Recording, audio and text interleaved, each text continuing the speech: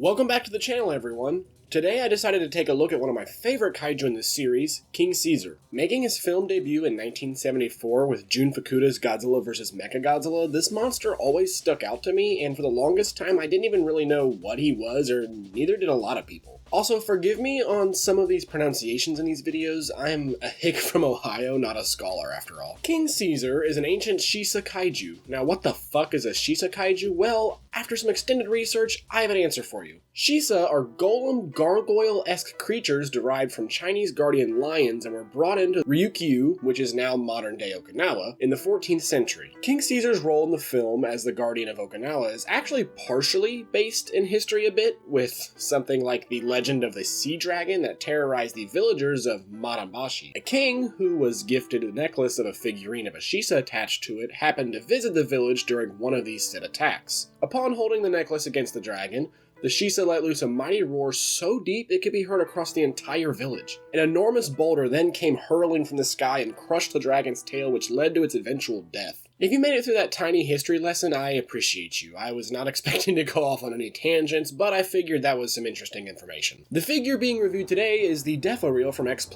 The Rick came with a pair of ears you could swap out, as well as a mini statue from the film. I really regret not going Rick here, but don't underestimate the standard. The amount of detail X+ managed to put into this chibi-sized vinyl is pretty incredible, especially with how they handled the fur. Like the 25cm, this figure also manages to look like the fluffy monster we know and love, while also still being a little hunk of vinyl. These defos are jam-packed with all sorts of texture and sculpting, and they're just a treat to look at. I mean, look at the grooves in the hair and the crown on his head. That brings me to something that this figure gets right: the eyes. These look great and contrast nicely from his green jewel in the center of his forehead. The plates on the lower half of his body look fantastic, and when combined with the grittier paint job they used here, it's sure to stand out amongst your other less detailed figures. His cinnamon rolls, or whatever these are supposed to be, look good as well. You can see more of that excellently sculpted hair on the top of his head that flows out to his ears. There aren't too many bad angles with this one. The figure is painted much darker than the 25cm release, which I'm going to compare later. This helps bring out the details sculpted all over this guy, and I actually think this paint job looks slightly better than the other releases. His eyes are a nice ruby red, I have no issues there. His teeth are painted a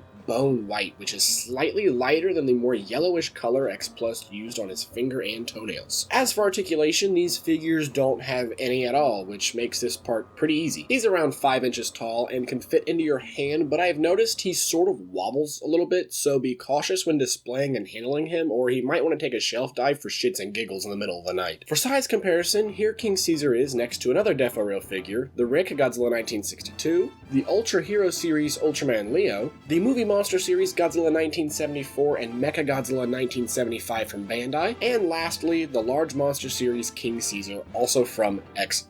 Earlier I had mentioned that I like the paint job more on the DefoReal than this one, but it's not by much at all. This is also not the original release, rather the Rick reissue that came with the light-up eyes. I think I lean more towards the DefoReal because of a small QC issue I have on this figure here. My jewel was actually never painted, and that may sound like a minor gripe to some, but to me, that's one of the biggest parts of King Caesar, and just having it painted over brown is pretty underwhelming. The fur on the large monster series is painted much lighter than the DefoReal, and I will say that this looks more like the suit in terms of color.